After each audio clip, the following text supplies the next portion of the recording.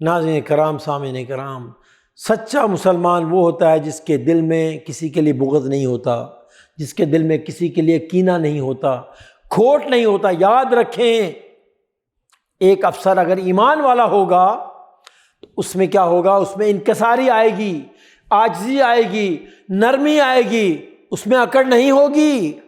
کبھی اگر اکڑ آ رہی ہے تو اس کا اسلام کیا ہے؟ پھر کچا ہے، وہ نام کا مسلمان ہے۔ یاد رکھیں، جو پکا مسلمان ہوگا اس میں تواضع ہوگی، عاجزی ہوگی، انکساری ہوگی، اس کی زندگی میں سادگی ہوگی۔ اسے کتنے بڑا عہدہ کیوں نہ مل جائے، اسے کتنے زیادہ اختیارات کیوں نہ مل جائیں، کتنے لوگ اس کی واہ واہ کرنے والے کیوں نہ ہوں، لیکن وہ اپنے آپ کو کچھ نہیں سمجھے گا۔ کیوں؟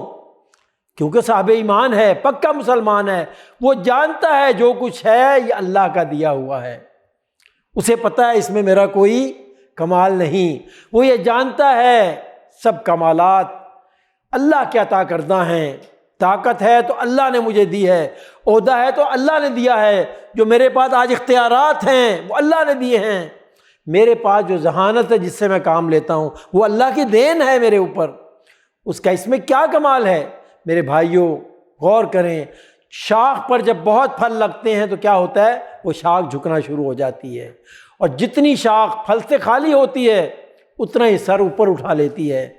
جس آدمی کا جتنا ایمان مضبوط ہوگا اتنے پھر اتنی زیادہ تواضع آئے گی، نرمی آئے گی، عاجزی آئے گی، انکساری آئے گی۔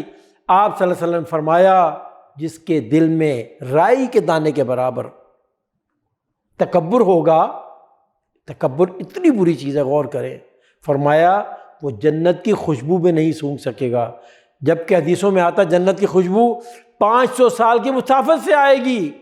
ناظرین کرام، تکبر کہتے کسے ہیں؟ اس کی کیا تشریح ہے؟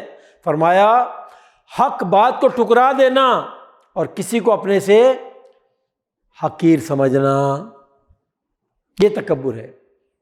جب ایمان مضبوط ہوگا، جب بندہ پکا مسلمان بنے گا، اس میں عاجزی آئے گی، درگزر کرنا آئے گا، اسے معاف کرنا آئے گا، اور لوگوں سے معافی مانگنی بھی آئے گی۔